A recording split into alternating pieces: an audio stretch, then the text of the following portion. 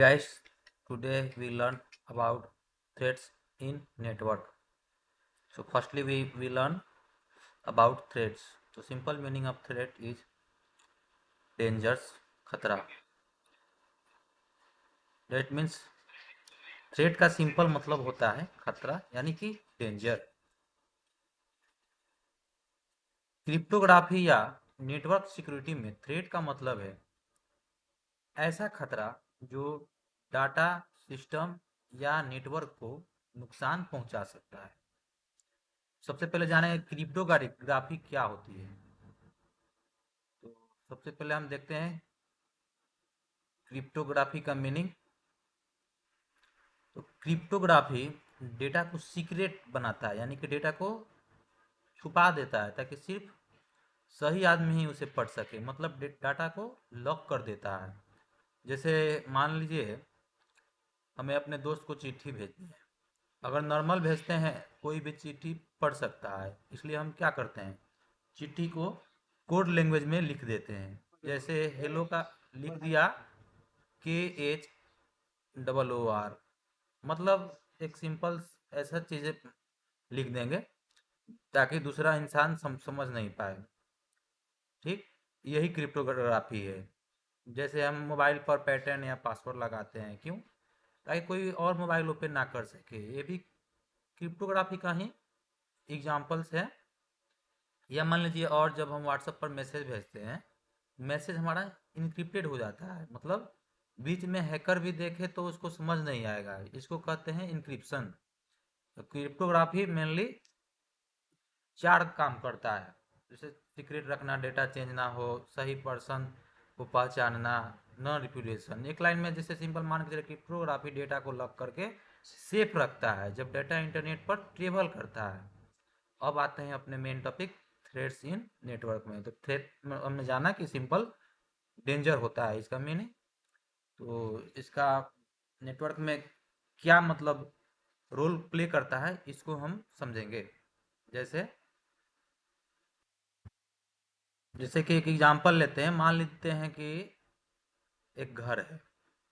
अगर चोर घर में घुस सकता है या ताला तोड़ सकता है, सामान चुरा सकता है, तो ये सब क्या है घर के थ्रेट से, मतलब ये डेंजर्स है, खतरे हैं.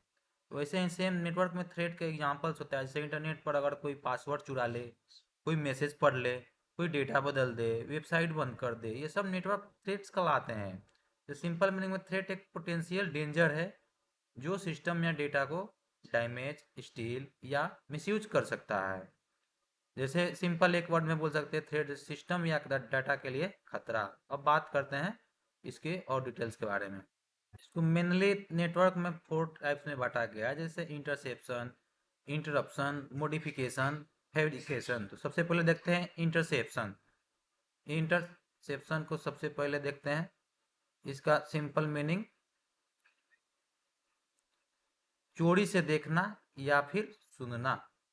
सिंपल मीनिंग कोई आदमी चुपके से डेटा को देख लेता है या सुन लेता है, इसको हम इंटरसेप्शन बोलते हैं. जैसे मान लेते हैं अपने दोस्त को व्हाट्सएप पर पासवर्ड भेजना है. ठीक, बीच में कोई हैकर चुपके से मैसेज पढ़ लेता है. ठीक, जैसे गांव में किसी को चिट्ठी भेजी और पोस्टमैन के अलावा कोई आदमी चिट्ठी खोलकर पढ़ लेता है. यही इंटरसेप्शन अटैक है. इसका रियल एग्जांपल है पासवर्ड स्टीलिंग हो गया, ईमेल स्पैमिंग हो गया, वाईफाई स्निपिंग हो गया. अब आते हैं हम इस पे सेकेंड वाले इंटरप्शन का मतलब समझते हैं. इंटरप्शन का मतलब होता है सर्विस को रोक देना. जैसे सिस्टम या नेटवर्क को बंद कर देना ताकि कोई यूज ही नहीं कर पाए. जैसे हम मान लेते हैं जैसे बैंक की वेबसाइट खोलना चाहते हैं कोई, या हम ही, जैसे हम बैंक वेबसाइट खोलना चाहते हैं. ठीक, लेकिन हैकर ने इतना ट्रैफिक भेज दिया, हैकर ने इतना ट्रैफिक भेज दिया कि वेबसाइट ही क्रैश हो गई. जैसे गांव में पानी की पाइपलाइन तोड़ दी. ठीक, अब किसी को पानी नहीं मिलेगा. एग्जैक्टली यही है इंटरप्शन अटैक. इसके मीनिंग यहाँ से सर्वर क्रैश हो जाएगा, वेबसाइट डाउन डाउन हो जाएगा, डॉस या डीडॉस अटैक होगा. अब आते हैं हम थर्ड पे, मॉडिफिकेशन, डेटा को बदल देना. इसका सिंपल मीनिंग होता है मैसेज को बीच में चेंज कर देना. जैसे हमने अपने दोस्त को मैसेज भेजा. ठीक, मुझे 10,000 रुपये भेज दो. अपने दोस्त को मैसेज किया नॉर्मली, अब हैकर ने बीच में मैसेज चेंज कर दिया। उन्होंने किया मुझे 1 लाख रुपए भेज दो। ठीक, जैसे हमने चिट्ठी में लिखा 1,000 रुपए, तो बीच में किसी ने उसको 500 रुपए ऐड कर दिया।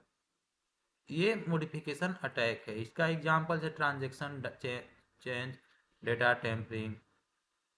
अब आते हैं हम फोर्थ पे, फैब्रिकेशन, फेक मैसेज बनाना। अब हैकर फेक मैसेज या फेक आइडेंटिटी बना देता है। अभी हमने एग्जांपल में देखा, जैसे कोई हैकर तुम्हारे पापा बैंक मैनेजर बनकर मैसेज भेजता है। मैसेज कभी कभी आते हैं ना फोन हमारे कॉल एथी पे, कॉल आते हैं कभी हमारे फोन पे नंबर पे, तो हैकर भेजता है मैं बैंक मैनेजर बनकर, ऐसे कितने सारे फ्रॉड कर लेते हैं। सेम है जैसे कि ओटीपी भेजो वरना अकाउंट ब्लॉक हो जाएगा, और हम ओटीपी दे देते हैं। ऐसे नहीं करना चाहिए। जैसे गांव में कोई आदमी फेक पुलिस बनकर पैसा मांग लेता है, ये फैब्रिकेशन अटैक होता है। जहाँ पर सब fake email, fake login page, phishing attack. अब इसको फाइनली हम लास्ट में देख लेते हैं सिंपल वर्ड में। जैसे हमने किसी अब दोस्त को चिट्ठी भेजी, तो इंटरसेप्शन दैट मीन्स कोई चिट्ठी पढ़ लेता है, ओके। और इंटरप्शन दैट मीन्स कोई चिट्ठी पहुंचने ही नहीं देता है। थर्ड इज मॉडिफिकेशन, कोई चिट्ठी बदल देता है। फोर्थ इज फैब्रिकेशन, कोई फेक चिट्ठी भेज देता है। अब इसकी ज़रूरत क्या है? डेटा को चोरी होने से बचाने के लिए, डेटा को बदलने से बचाने के लिए, फेक आइडेंटिटी से बचने के लिए, सिस्टम को बंद होने से बचने के लिए।